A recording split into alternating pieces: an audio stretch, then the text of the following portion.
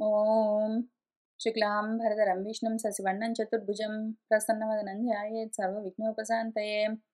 आपदामपहर्तारं दातारं सर्वसम्पदां लोकाभिरामं శ్రీరామం భూయో భూయో నమామ్యహం అని నా రామచంద్రమూర్తికి నమస్కారం చేసుకుని, మన రామాయణంలో అరణ్యకాండలో మన రామచంద్రమూర్తి అగస్త్యుల వారి దగ్గరికి వెళ్ళారు. ఆయన ఒక ప్రదేశాన్ని చూపించి మార్గాన్ని ఉపదేశం చేశారు. ఆ ఉపదేశము రెండూ పుచ్చుకుని ఆయన ఇచ్చిన ధనుర్బాణాలు, కత్తి మొదలైనవి కూడా తీసుకుని రామచంద్రమూర్తి బయలుదేరారు మన సీతమ్మ, లక్ష్మణ స్వామితో పాటు. ఇంకా అక్కడి నుంచి వాళ్ళు పంచవటి అన్న ప్రదేశానికొచ్చారు. ఆ ప్రాంతంలో ఒక చక్కటి స్థలం చూసుకున్నారు. అక్కడ అందమైన రమ్యమైన కుటీరాన్ని, పర్ణ కుటీరాన్ని పర్ణములతో, ఆకులతో వాటితో తయారు చేసుకున్నారు. ఇంకా అక్కడ సంతోషంగా నివసిస్తూ ఉన్నారు అన్న చోట ఆపాము. ఇంక అక్కడి నుంచి ముందుకు వెళ్దాము. ఇప్పుడు ఎక్కడున్నాము అంటే, మనకు వర్ష ఋతువు వెళ్ళిపోతూ ఉన్నది. హేమంత ఋతువు చలికాలం ప్రవేశిస్తూ ఉన్నది. డిసెంబర్, జనవరి సమయము. ఇప్పుడే సూర్యుడు దక్షిణాయనం నుంచి ఉత్తరాయణానికి వెళ్ళడానికి ఉద్యుక్తుడవుతూ ఉన్నాడు.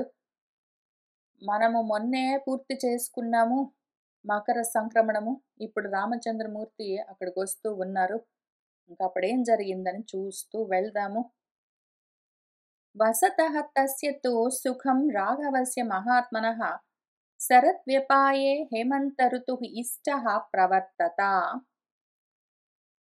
మన మహాత్ముడు రామచంద్రమూర్తి సుఖంగా అక్కడ నివసిస్తూ ఉండగా, ఈలోగా శరత్కాలము వెళ్ళిపోతూ హేమంత ఋతువు, ఆయనకి ఇష్టమైన హేమంత ఋతువు ప్రవర్తిస్తూ ఉన్నది.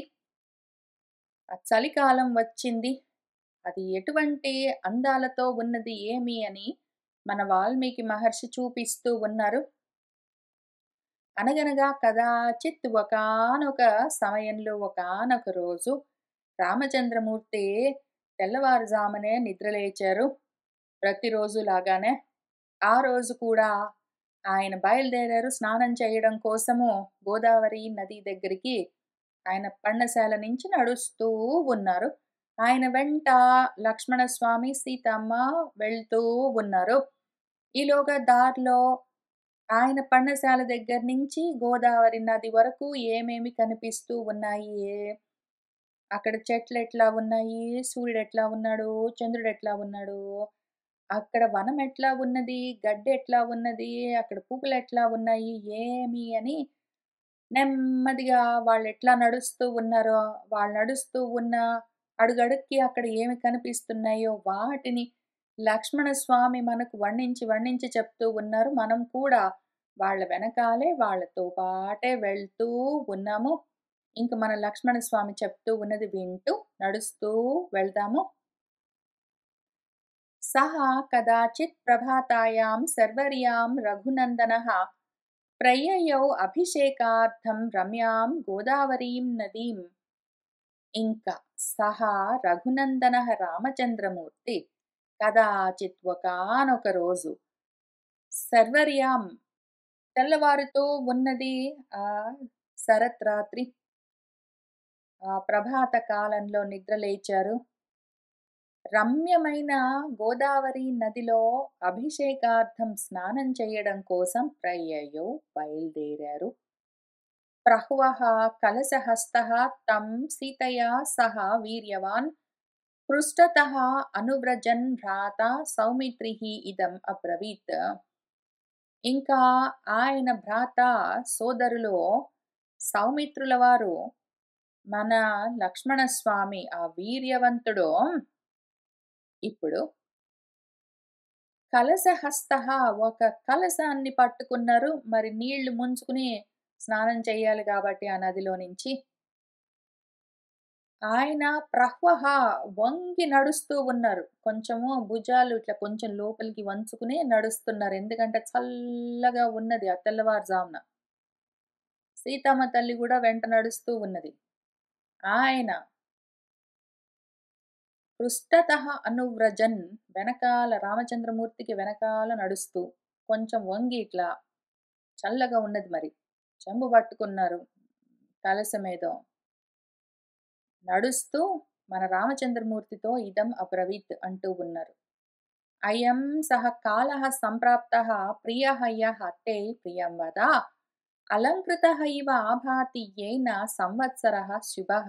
ఓ ప్రియం వద, ప్రియంగా మాట్లాడే రామా అన్నయ్య, తే ప్రియః యః నీకు ఏదైతే చాలా ప్రియమో అటువంటి అయం సహ కాలః సంప్రాప్తః ఆ కాలం వచ్చింది, నీకు అన్నింటికన్నా చాలా ఇష్టమైన ఈ చలికాలం వచ్చిందన్నయ్య.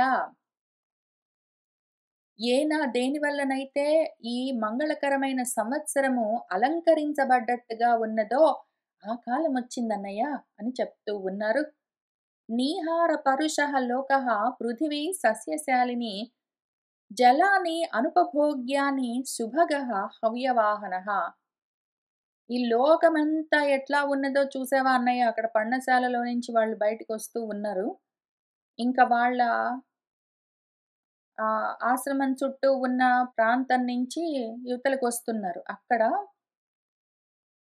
అంత చుట్టుపక్కల నీహార పరుషః మంచుతో కప్పబడి కొంచెం కఠినంగా ఉన్నది. నడుస్తుంటే భూమి గూడా కర్ర కర్ర శబ్దం చేస్తున్నట్టున్నది. నీటితో, మంచు బిందువులతో వాటితో కొంచెం బిరుసెక్కి ఉన్నది. మృదువుగా లేదక్కడ చుట్టూరా.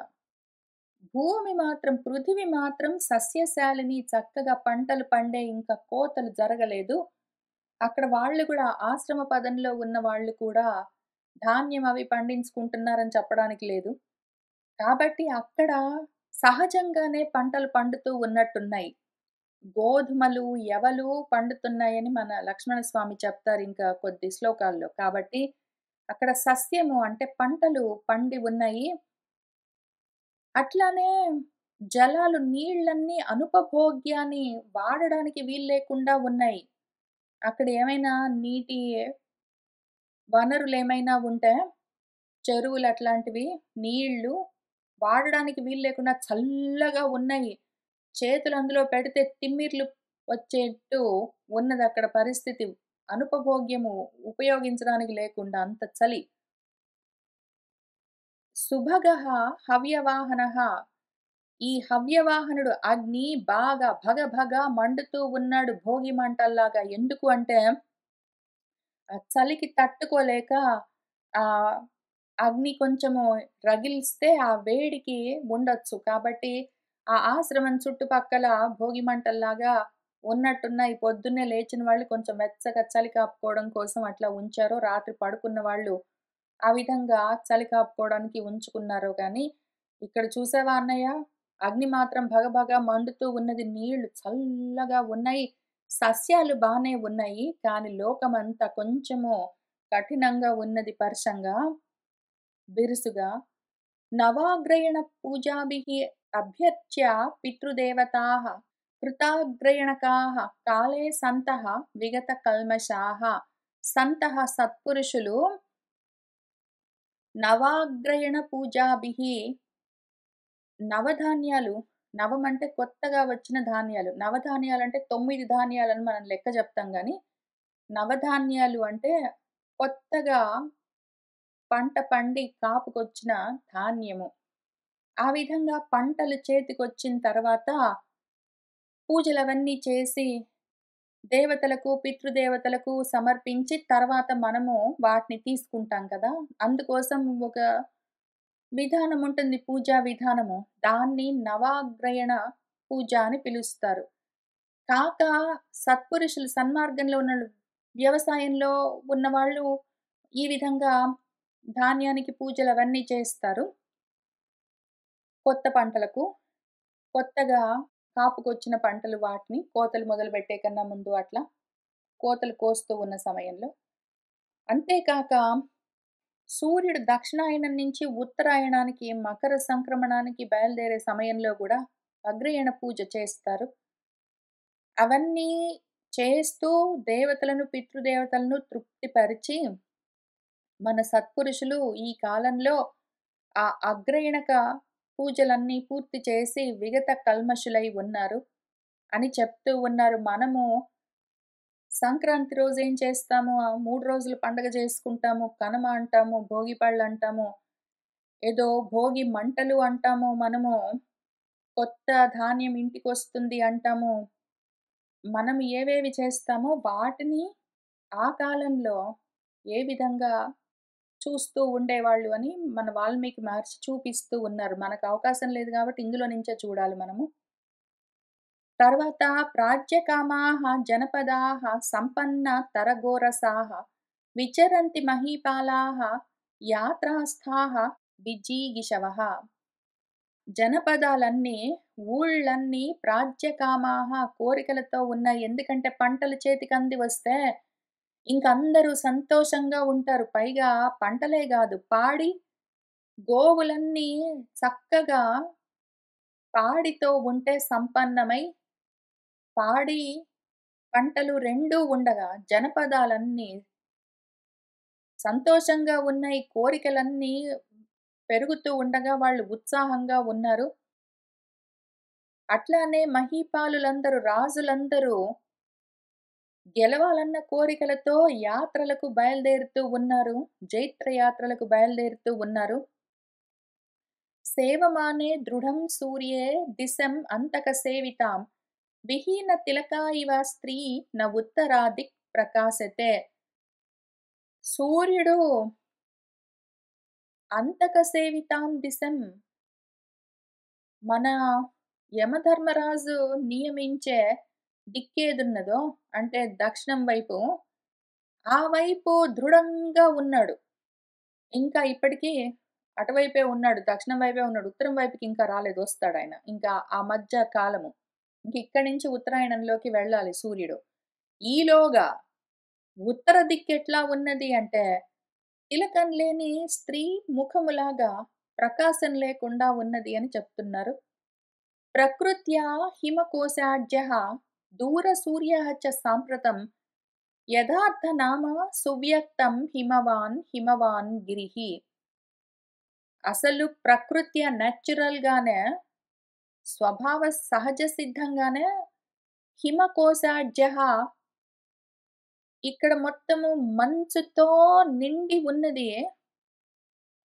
ఒకవైపు సాంప్రతం ఇప్పుడు. సూర్యుడేమో దూరంగా ఉన్నాడు. ఇంకా మనమున్న ఈ హిమవాన్ గిరిః, ఈ హిమవత్ పర్వతము, హిమాలయం అంతా హిమవాన్, హిమము మంచుతో నిండి యథార్థ నామ, దానికి పేరుకు తగినట్టు ఉన్నదది. సార్థక నామధేయంలాగా ఉన్నది. ఈ మంచు కొండ నిజంగా మంచు కొండలాగా ఉన్నదన్నయ్య. మొత్తం మంచు కురిసి సువ్యక్తం చూసావా? చూస్తేనే తెలుస్తున్నది నిజంగా. ప్రత్యూషే దుఃఖ సంచారాః మధ్యాహ్న సమయే సుఖాః దివసాః సుభగాః పుణ్యాః త్వరితాః వ్యతియాంతినః. ప్రత్యూష ఈ సమయంలో ప్రాతకాలంలో అన్నయ్య దుఃఖంగా ఉన్నది సంచరించడము. కానీ మధ్యాహ్నానికి మాత్రం రోజులు బాగుంటున్నాయి. సుఖంగా ఉంటున్నాయి. అప్పుడు సూర్యుడు కొంచెం పైకొచ్చి ఉంటాడు. మరీ వేడిగా ఉండకుండా కొంచెం ఎండతో చాలా బాగుంటుంది అప్పుడు సుఖంగా. ఇప్పుడు పొద్దున్నే లేచి బయలుదేరితే చాలా చల్లగా ఉందన్నయ్య. కష్టంగుంది. అట్లానే ఈ పుణ్యకరమైన, మంగళకరమైన, అంతమైన రోజులన్నీ మన కోసమునః త్వరితాః వ్యతియంతి, గబగబా వెళ్ళిపోతున్నాయన్నయ్య. రోజులు వేగంగా గడుస్తున్నాయి. అసలు పొద్దెప్పుడు కుంకుతున్నదో, రాత్రెప్పుడవుతున్నదో తెలియకుండా ఉన్నది. పగలు తొందరగా గడిచిపోతూ ఉన్నది.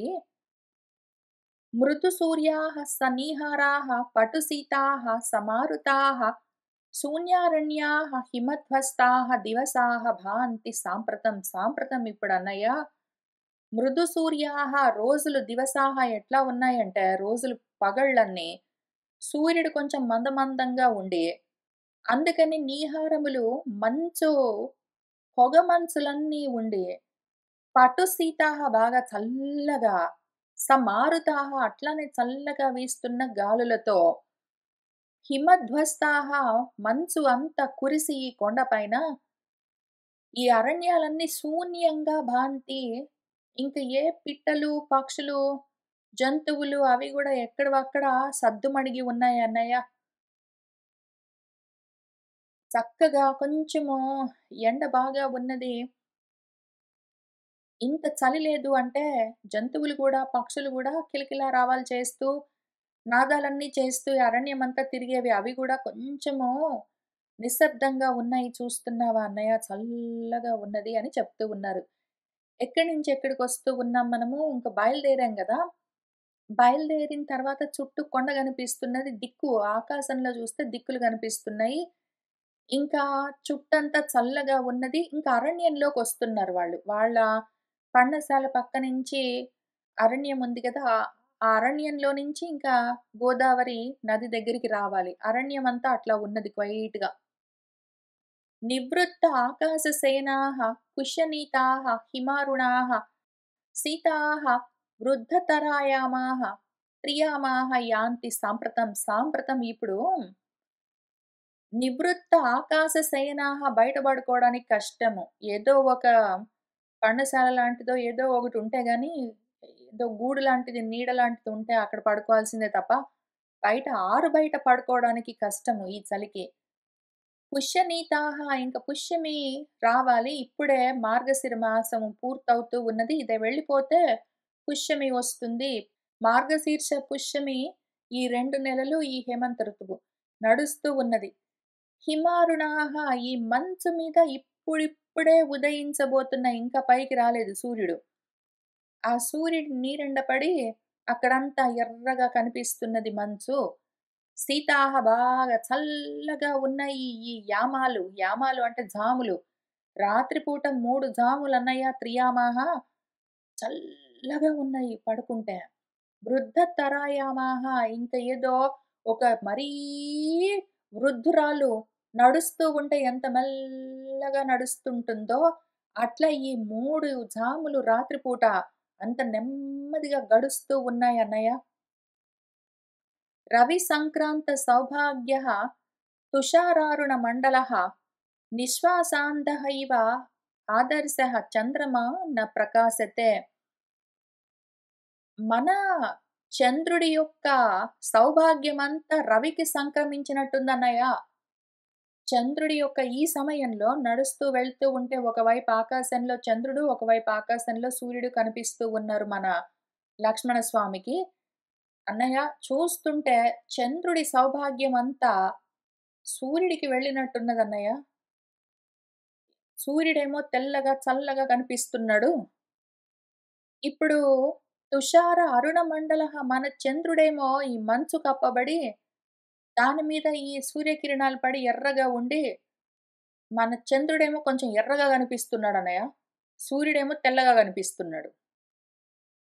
ఎట్లా ఉన్నాడంటే మన చంద్రుడు, నిశ్వాసాంతః ఇవ ఆదర్శః ఏదో మనం అద్దం చూసుకుంటూ ఉంటే, మనము అద్దం చూసుకుంటున్న సమయంలో మన నోట్లో నుంచి, మన శ్వాసల్లో నుంచి వస్తున్న ఊపిర్లు చాలా చల్లగా ఉన్నప్పుడు నోట్లో నుంచి, ముక్కు దగ్గర నుంచి కూడా ఇట్లా ఊపిరి మంచు పొగలాగా వస్తుంది.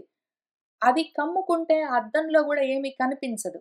ఆ రకంగా చంద్రుడి చుట్టూ ఏదో అద్దం పైన పొగమంచు కమ్ముకున్నప్పుడు మనమేదో చల్లగా ఉన్న ప్రాంతంలో అద్దం చూసుకుంటున్నప్పుడు అద్దం పైన మన ఊపిరే ఎట్లా మంచులాగా ఉండి పొగలాగా ఆవరించి అద్దం కనిపించకుండా ఉంటుందో, మన ముఖం మనకు చూసుకోవడానికి వీలు లేకుండా, అట్లా అద్దంలాగా ఏంటో పొగమంచు కప్పుకున్నట్టు చంద్రుడున్నాడు. ఎర్రగా ఉన్నాడు. సూర్యుడేమో తెల్లగా ఉన్నాడన్నయ్య. అట్లుంది పరిస్థితి.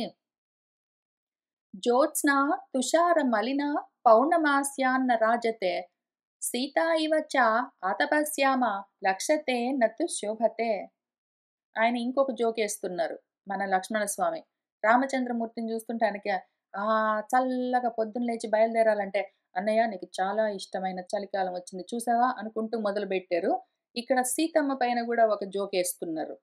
ఆయనేమంటున్నారంటే, "మన పౌర్ణమాస్యాం జ్యోత్స్న మన పౌర్ణమి నాటి వెన్నెల అన్నయ్య, చంద్రుడేమో ఇట్లా ఎర్రగా ఉన్నాడు. ఆయన సౌభాగ్యమంతా రవికి సంక్రమించినట్టుంది.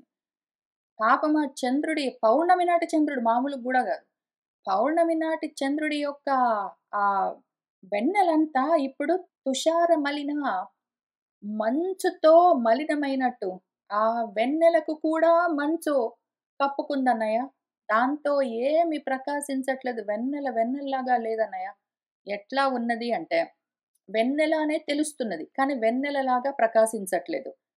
వెన్నెల గూడా ప్రకాశించట్లేదన్నయ్య. ఏదో మన సీత చూసావా? ఇన్నాళ్ళు ఈ ఎండలకి తిరిగి, తిరిగి, తిరిగి ఆతపస్యామ ఈ ఎండల్లో తిరిగి ఆమె నల్లబడి సీత అని తెలుస్తున్నది గానీ, గుర్తుపట్టడానికి లేకుండా ప్రకాశించకుండా ఏ విధంగా శోభతే అట్లా లక్షతే అన్నయ్య. మన సీత ఈ ఎండల్లో తిరిగి వాడిపోయి నల్లగా సీతేనా కాదా అన్నట్టు ఎట్లా ఉన్నదో, అట్లా ఈ చలికి ఆ మొత్తం వెన్నెలంతా దానికి కళతప్పి అది వెన్నెలేనా కాదా అన్నట్టుందన్నయ్య.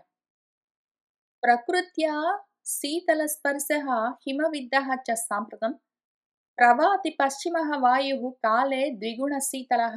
ఈ సాంప్రతం ఇప్పుడు అమ్మా చల్లగా ఉందన్నయ్య గాలి. అసలు ప్రకృతి పరంగానే నేచురల్‌గానే ఈ టైంలో పొద్దున్నే లేస్తే శీతల స్పర్శతోటి చల్లగా ఉంటుంది గాలి. ఇప్పుడు సాంప్రతం హిమవిద్దః చ దానికి మంచు గూడా తోడయింది. ఇంకా మంచుతో కప్పబడి చల్లటి గాలులు పశ్చిమ వాయువులన్నీ ఈ కాలంలో, ఈ సమయంలో ద్విగుణ శీతలః రెండింతలయిందన్నయ్య చలి. అసలు ఈ కాలంలో ప్రతిరోజు స్నానం జేయడానికి పొద్దున్నే లేచొస్తే చల్లగా ఉంటుంది. ఇప్పుడు పైగా మంచు కురిసిందన్నయ్య చుట్టుపక్కలంతా. ఆ మంచుతో కూడి ఈ చల్లగాలులు ఇంకా రెండింతలయి ఇంకా చల్లగా వీస్తూ ఉన్నాయి ప్రవాతి. బాష్పచ్చన్నాని అరణ్యాని యవ గోధూమవంతి చ శోభంతే అభ్యుదితే సూర్యే నద్భిః క్రౌంచ సారసైః. ఈ అరణ్యాలన్నీ బాష్పచ్చన్నాని మంచు బిందువులతో కప్పబడి ఉన్నాయి. మొత్తం ఎటు చూస్తే అటు చెట్లపైన, కొమ్మలపైన, ఆకులపైన, కింద గడ్డి పరకలపైన, ఆ చుట్టూ ఉన్న యవలు, గోధుమలు ఆ పంటలు వాటి ఈనెలపైన అంతటా ఈ అరణ్యమంతా మంచు బిందువులు చూసావా అన్నయ్య? అవన్నీ ముత్యాల్లాగా ఉన్నాయి. సూర్యే అభ్యుదితే సూర్యోదయం నెమ్మదిగా అవుతూ ఉన్నది ఇప్పుడిప్పుడే. దాంతో అంతా శోభిస్తూ ఉన్నది. మొత్తం అరణ్యమంతా ఆ సూర్యుడు మెల్లగా పైకి వస్తూ ఉంటే, ఇవన్నీ ప్రకాశిస్తూ ఉన్నాయి. ఏవో వజ్రాల్లాగా, ముత్యాల్లాగా ఎంత అందంగా ఉన్నదో. అట్లానే నద్భిః నదుల్లో క్రౌంచ సారసైః క్రౌంచ పక్షులు, సారస పక్షులు, బెగ్రు పిట్టలు, బాతులు, నీటి కోయిలలు అట్లాంటివన్నీ ఉంటాయి చాలా నీళ్ళ చుట్టూ. ఇంక వీళ్ళు దగ్గరికొస్తున్నారింక. అరణ్యం దాటుతూ, దాటుతూ ఆ యవలు, గోధుమలు అవన్నీ పండే ప్రాంతాలన్నీ దాటుతూ ఇంక వాళ్ళు నెమ్మదిగా నది దగ్గరికి కొంచెం దూరంలోకొచ్చారు. దాంతో ఆ చుట్టుపక్కల పక్షులన్నీ ఉండాలి మరి నదుల దగ్గర. అవి కనిపిస్తూ ఉన్నాయి మన గోదావరి దగ్గర ఉన్నవన్నీ. ఖర్జూర పుష్పాకృతిభిః శిరోభిః పూర్ణతండులైః శోభంతే కించిత్ ఆనమ్రాః శాలయః కనకప్రభాః. పూర్ణతండులైః వరి పంటలు గూడా ఉన్నట్టున్నాయి అక్కడ. వరి కూడా పండుతూ ఉన్నట్టున్నది. మన రామచంద్రమూర్తి వాళ్ళు ఎక్కడ పర్ణశాల కట్టుకున్నారో చుట్టుపక్కల, అక్కడ అవి పూర్ణతండులము. ధాన్యమంతా పూర్ణంగా నిండి ఉన్నది. వడ్లన్నీ పూర్తిగా నిండుగా ఉన్నాయి. వాటితో ఆ పైన కంకులుంటాయి గదా! వడ్లు ఎక్కడి నుంచొస్తాయో ఆ కంకులు, అవి ఖర్జూర పుష్పాల్లాగా ఉన్నాయి. అవన్నీ కించిత్ ఆనమ్రాహ కొంచెం ఆ బరువుకి వడ్ల బరువుకి కొంచెం అవి వంగి ఉన్నాయి. ఆ శాలయః వరి పైరంతా వడ్లతో బరువెక్కి కొంచెం తలలు వంచుతూ ఉన్నట్టున్నాయి. కనకప్రభాః ఇప్పుడు ఆ వరి పైరంతా ఎందుకు అంటే ఇంక కోతలకొచ్చింది కాబట్టి బాగా డార్క్ గ్రీన్ కలర్‌లో లేకుండా ఇప్పుడు కొంచెం గోల్డెన్ కలర్‌కొచ్చింది. పంట పండింది గాబట్టి ఆ రకంగా ఉన్నాయి చూడ్డానికి. ఆ విధంగా శోభంతే శోభిస్తూ ఉన్నాయి.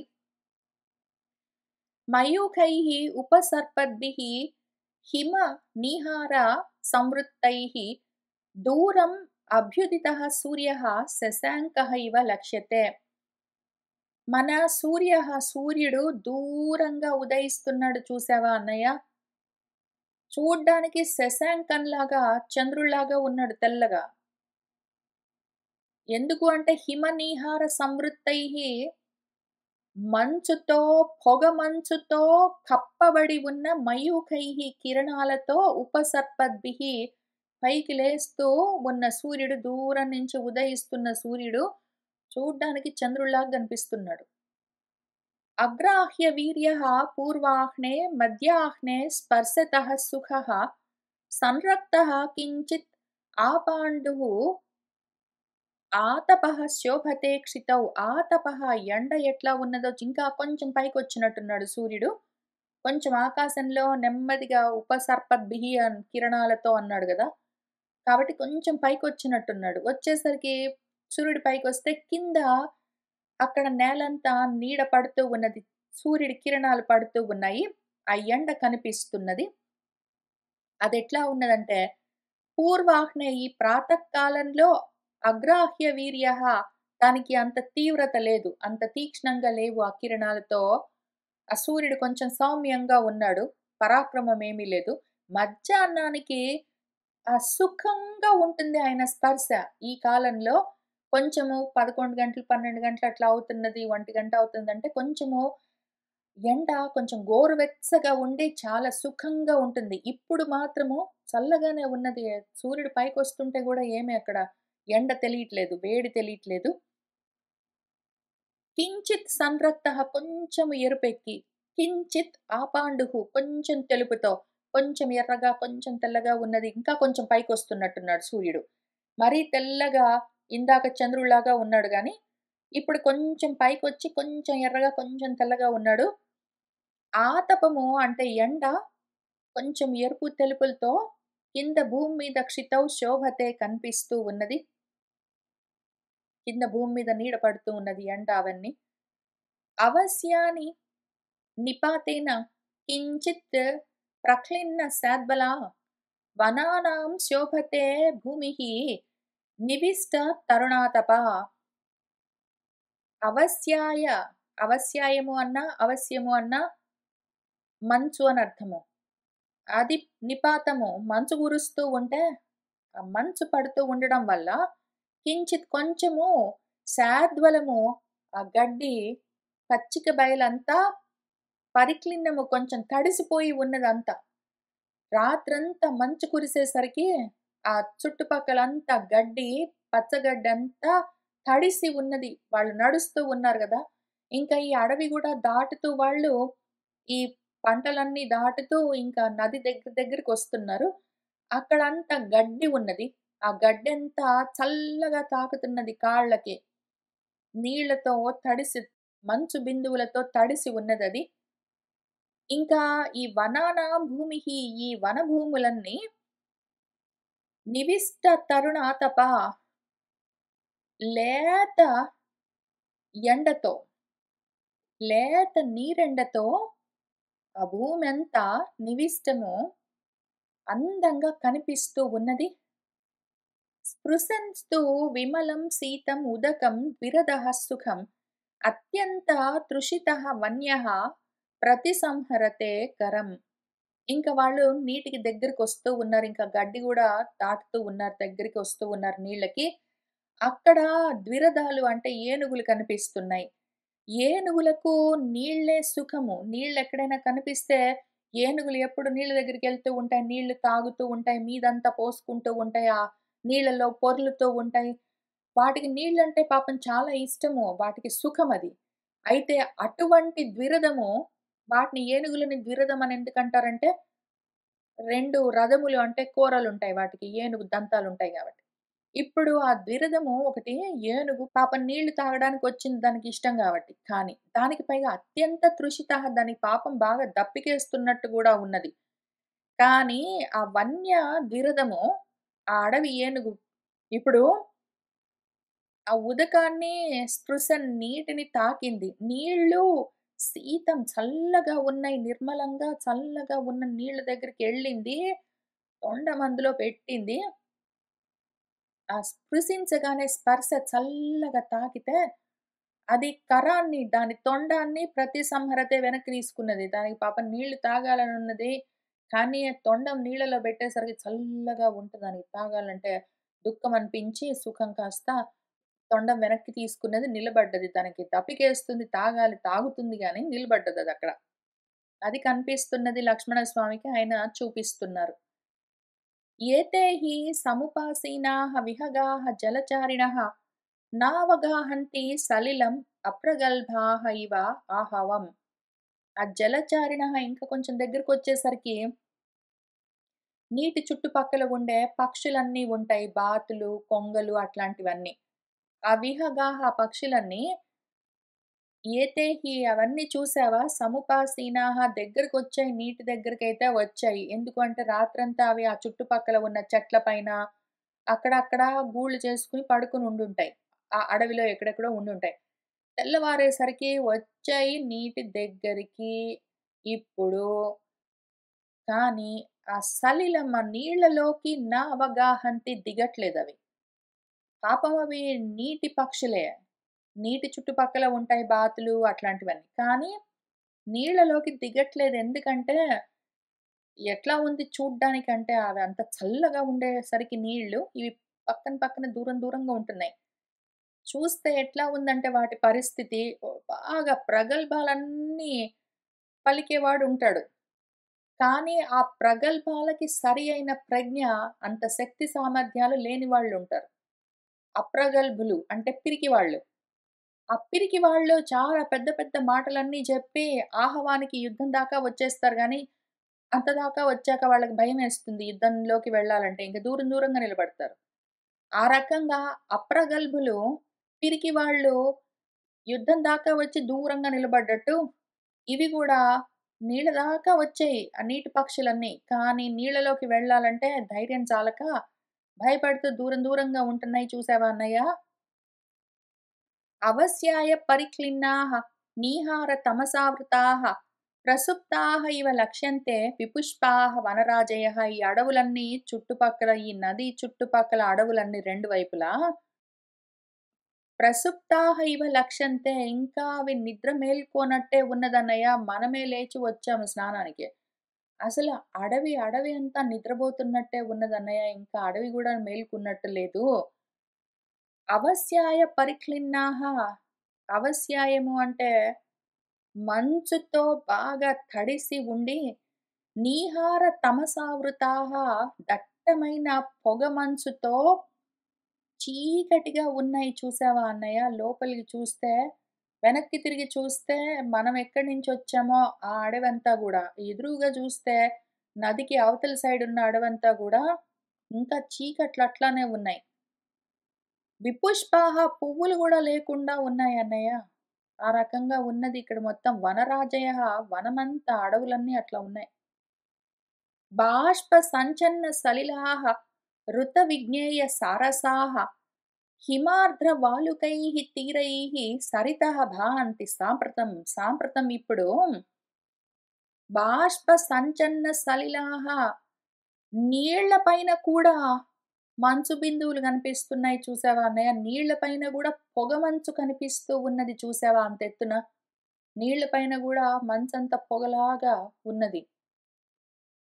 పైగా ఏదో చుక్కలు చుక్కలుగా మంచు కురుస్తున్నట్టుగా ఉన్నది చూస్తూ ఉంటే అన్నయ్య.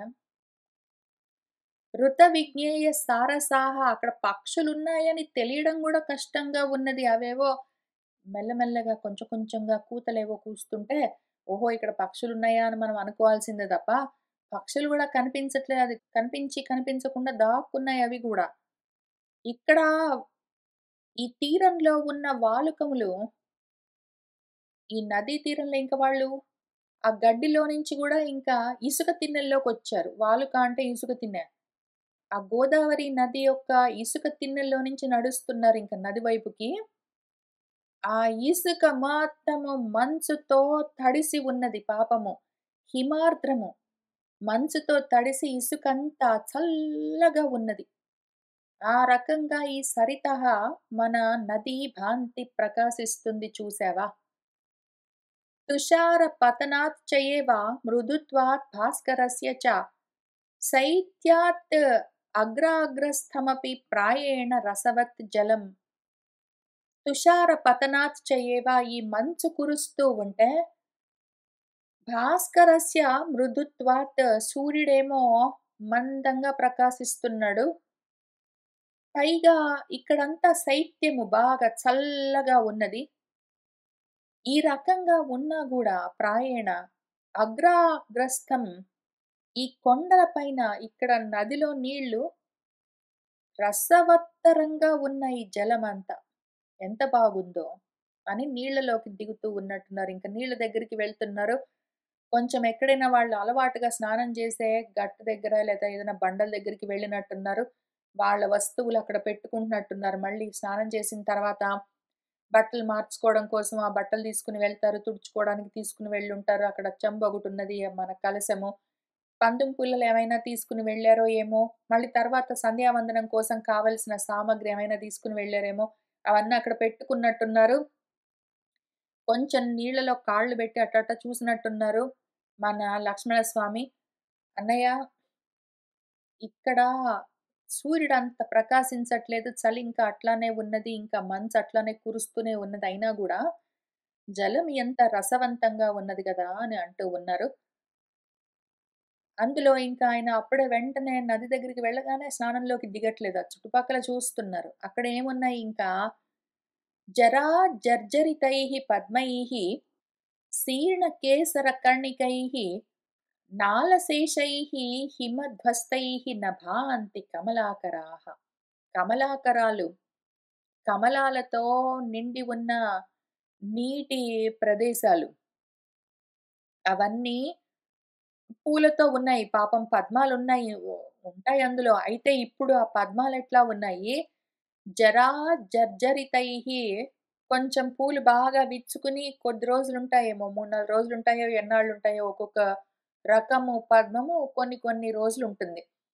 ఆ పువ్వులు ఎన్నాళ్ళుండాలో అన్ని రోజులయ్యేసరికి అవి కూడా అవి కూడా పెద్దవవుతాయి మరి పూలు.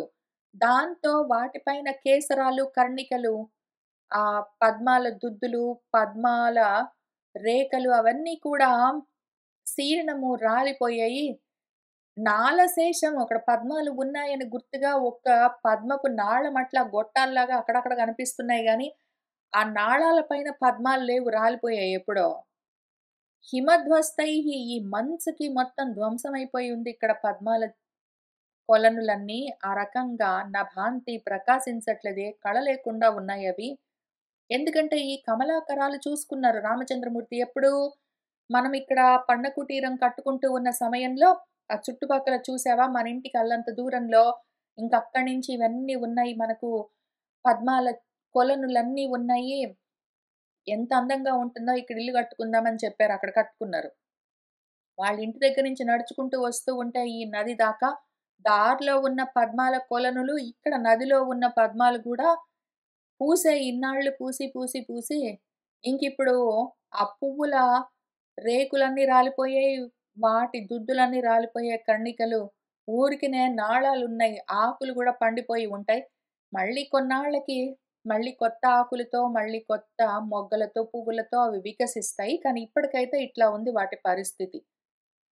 అస్మిన్స్తు పురుషవ్యాఘ్రः కాలే దుఃఖసమన్వితः తపశ్చరతి ధర్మాత్మా త్వద్భక్త్యా భరతః పురే. ఇంకా ఆయన మనసు ఇటు తిరిగింది. స్నానం చేద్దాంలే గాని ఈలోగా భరతుడు గుర్తుకొచ్చాడాయనకి. మన భరతుడు ఆ పురంలో ఉంటాడు గదా! ఆ ధర్మాత్ముడు త్వద్భక్త్యా నీ మీద భక్తితో ఆయన గూడా తపస్సునాచరిస్తున్నాడు. ఆయన గూడా తపిస్తున్నాడు.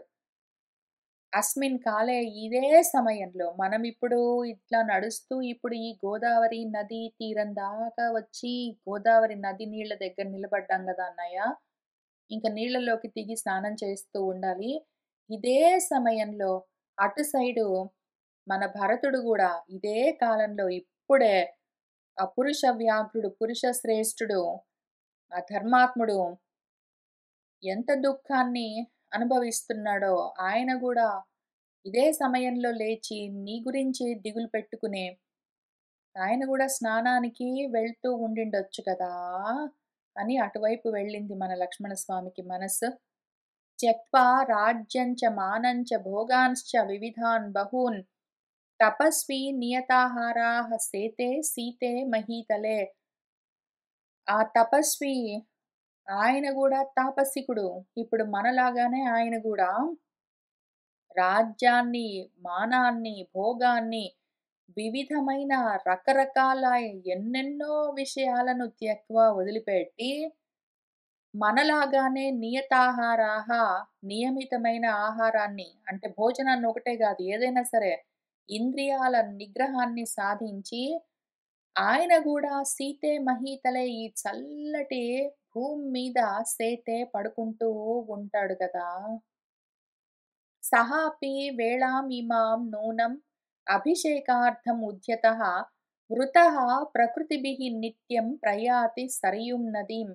మనమిప్పుడు మన ఇంటి నుంచి ఇక్కడ గోదావరి నదికొచ్చినట్టు, ఆయన గూడా ఇంక అక్కడి నుంచి ఆయన ఎక్కడ ఉంటూ ఉన్నాడో ఆ ప్రదేశం నుంచి సహాపి ఆయన కూడా ఇమాం వేళాం ఈ సమయంలో ఇప్పుడు అభిషేకార్థముద్యతః ఆయన గూడా స్నానం చేయడం కోసము ప్రకృతిభిః వృతః ఆయన పరివారంతో కూడి ప్రకృతి అంటే ప్రజలు.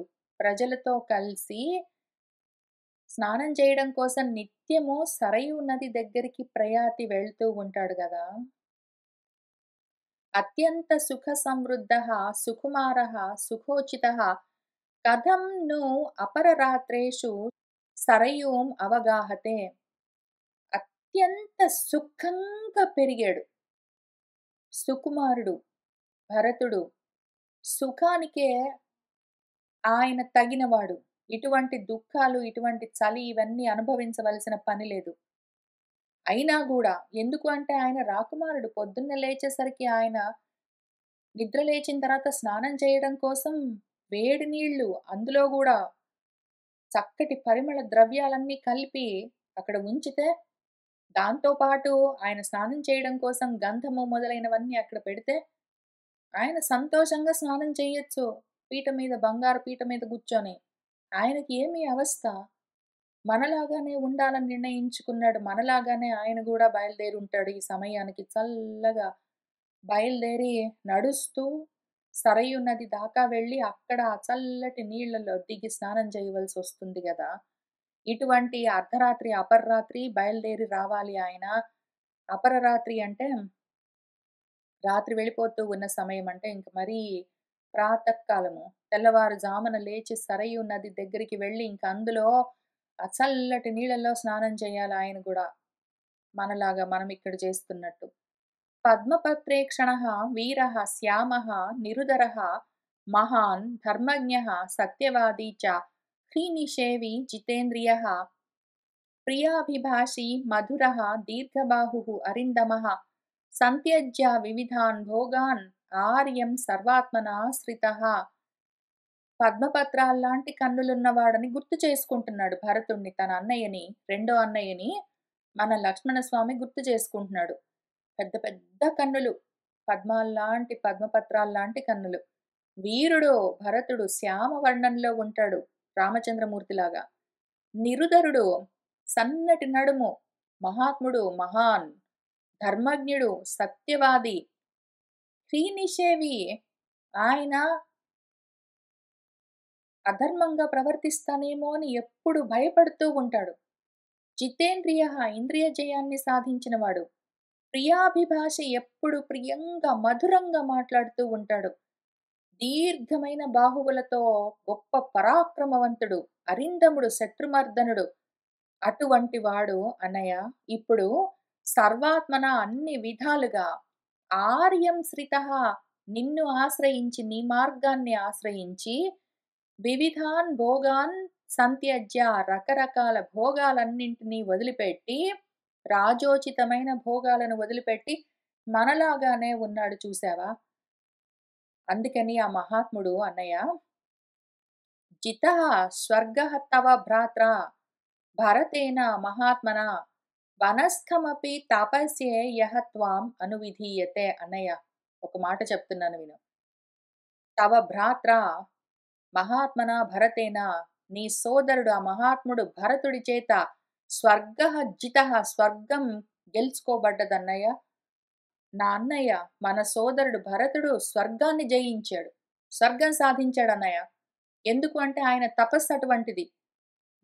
ఎవరైతే ఇన్ని విధాలుగా వనస్థమపి, నువ్వు అడవిలో ఉంటే గూడా ఆయన నువ్వు తపించినట్టే తాపసికుడై తను గూడా తపిస్తున్నాడు. నిన్ను అనువిధీయతే, నిన్ను అనుసరించి ప్రవర్తిస్తున్నందుకు భరతుడు స్వర్గాన్ని జయించాడన్నయ్య. నా పిత్ర్యం అనువర్తంతే మాతృకం ద్విపదాః ఇతి ఖ్యాతః లోకప్రవాదః అయం భరతేన అన్యథా కృతః. ద్విపదాః, 2 కాళ్ళతో ఉండేవాళ్ళు మనుషులు. మనుషులు పిత్ర్యం న అనువర్తంతే, తండ్రిని అనుసరించరు. మాతృకం, తల్లినే అనుసరిస్తారు ఇతి అని లోకంలో ఒక ప్రవాదము ఉన్నది, ఖ్యాతః. లోకంలో ఒక మాటున్నదన్నయ్య, ఒక లోకోపవాదము. మనుషులు వాళ్ళ అమ్మ మాట వింటారు, వాళ్ళ నాన్న మాట వినరు అని. కానీ అయం, ఈ అపవాదు భరతేన అన్యథా కృతః, భరతుడు దాన్ని తారుమారు చేశాడు. ఆ మాటను అసత్యం చేశాడు. లోకోపవాదాన్ని తొలగించాడాయన. తల్లి మాట వినలేదాయన. భర్తా దశరథః యస్యాః సాధుః చ భరతః సుతః కథం నో సా అంబా కైకేయీ తాదృశీ క్రూరశీలిని. అన్నయ్య, యస్యాః భర్త, ఎవరి భర్త అయితే దశరథుడో, ఎవరి కొడుకైతే భరతుడో, అటువంటి సాధుమూర్తినో, అటువంటి కొడుకును, అటువంటి భర్తను కలిగి ఉండి, సా అంబ, మన అమ్మ కైకేయి, కథం నువ్వు ఎట్లా అన్నయ్య, తాదృశి క్రూరశీలిని, ఇటువంటి క్రూరంగా ప్రవర్తించే స్వభావం కలిగింది ఎట్లా అయిందన్నయ్య? అటువంటి మంచి వాళ్ళతో సాంగత్యం ఉండి కూడా ఆమె ఇటువంటి క్రూరురాలు ఎందుకు అయిందన్నయ్య? ఇతి ఏవం లక్ష్మణే వాక్యం స్నేహాత్ బ్రువతి ధార్మికే పరివాదం జనన్యాః తం అసహన్ రాఘవః అబ్రవీత్. ఇంతవరకు ఆయన వింటూ వస్తూ ఉన్నారు సంతోషంగా. ఆ చుట్టుపక్కల ఉన్న వాటిని చూపిస్తూ ఉంటే లక్ష్మణుడి మాటలు సంతోషంగా వింటూ వస్తూ ఉన్నారు. తమ్ముడి గురించి చెప్తే ఇంకా సంతోషంగా విన్నారు. ఇప్పుడు లక్ష్మణుడి మాటలు ఇటు కైకేయి వైపు తిరిగేసరికి స్నేహాత్, ప్రేమతోటే అంటున్నాడు. లక్ష్మణుడు క్రోధంతోటో, పగలతోటో, రోషంతోటో అనట్లేదు. ప్రేమగానే అంటున్నాడు. అయినా గూడా, స్నేహమైనా గూడా అంత ధార్మికుడు ఆ లక్ష్మణుడు అంత ప్రేమతో ఈ వాక్యాన్ని బ్రువతి అనగానే వెంటనే మన రాఘవుడు జనన్యాహ, ఆ పరివాదము, తల్లి గురించి ఆ మాట, ఆ అపవాదు, ఆ నింద అనగానే వెంటనే అసహన్, ఆయన తట్టుకోలేకపోయాడు రామచంద్రమూర్తి. వెంటనే ఈ విధంగా మన లక్ష్మణ స్వామితో అబ్రవీత్ అంటూ ఉన్నారు.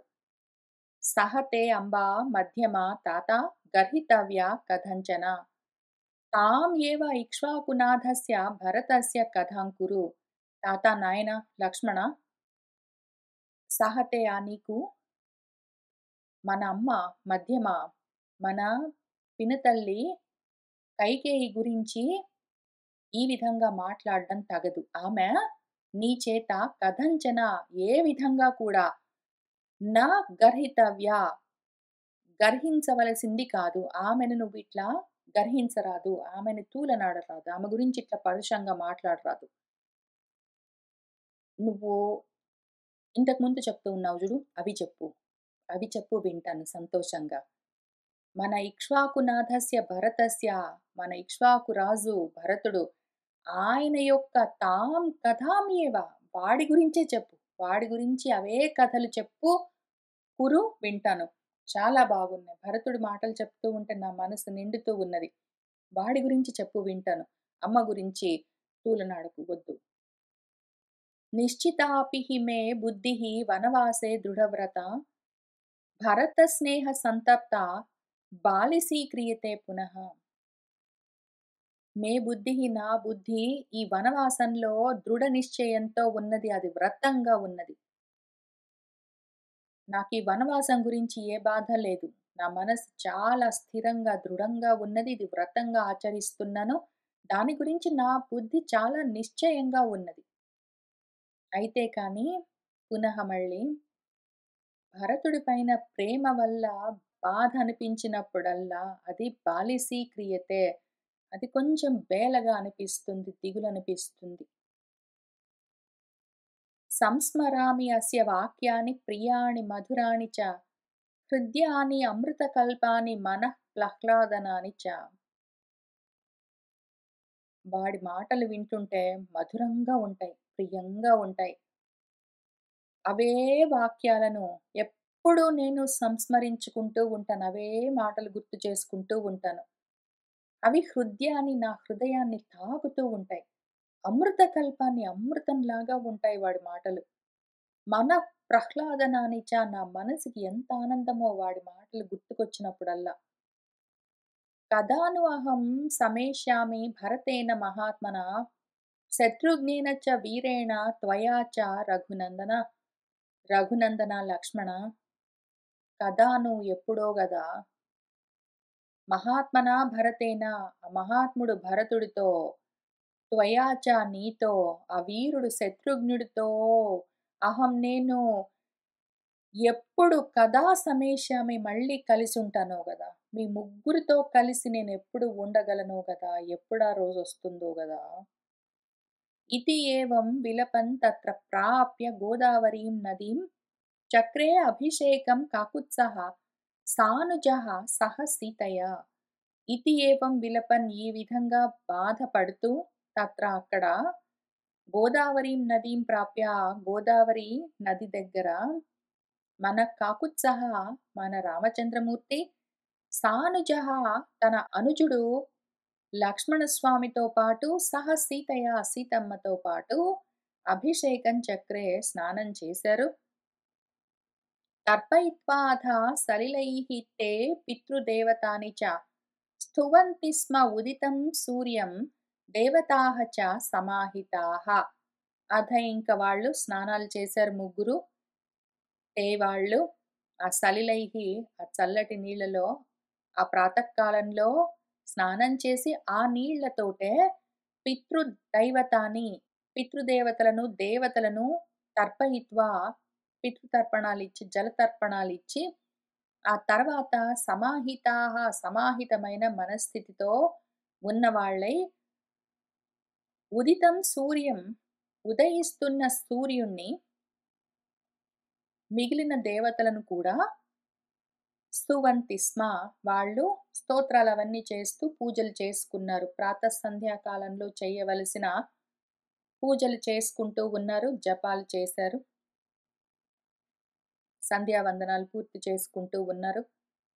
కృతాభిషేకః సహ రరాజ రామః సీతా ద్వితీయః సహ లక్ష్మణేన కృతాభిషేకః గిరిరాజపుత్ర్యా రుద్రః స నంది భగవాన్ ఇవ ఈశః. సహ రామః మన రామచంద్రమూర్తి ఆ గోదావరి నదిలో స్నానం చేశారు. ఇంకా తర్వాత ఆయన ఆ నది నీళ్లతో అర్ఘ్యాలు సమర్పించారు.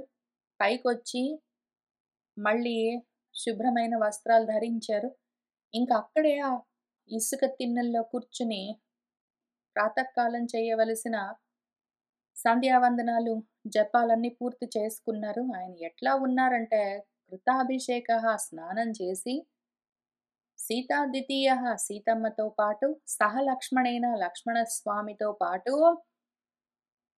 ఆయన చూస్తూ ఉన్న వాళ్ళకి చూసే మనసుకి ఎట్లా కనిపిస్తూ ఉన్నారంటే గిరిరాజపుత్ర్యా గిరిరాజపుత్రి పార్వతీదేవితో పాటు కలిసి నంది నందీశ్వరులతో కలిసి భగవాన్ ఈశః రుద్రః ఆ ఈశ్వరుడు మన రుద్రుల వారు ఎట్లా ఉంటారో ఆ విధంగా మన శివుడు కూడా పార్వతీదేవితో పాటు స్నానమాచరించి ఆమెతో నందీశ్వరుడితో ఉండగా ఎట్లా ఉంటారో అట్లా రామచంద్రమూర్తి సీతమ్మతో లక్ష్మణస్వామితో ఆ సమయంలో ఆ ప్రాతకాలంలో మనకు అట్లా దర్శనం ఇస్తూ ఉన్నారు.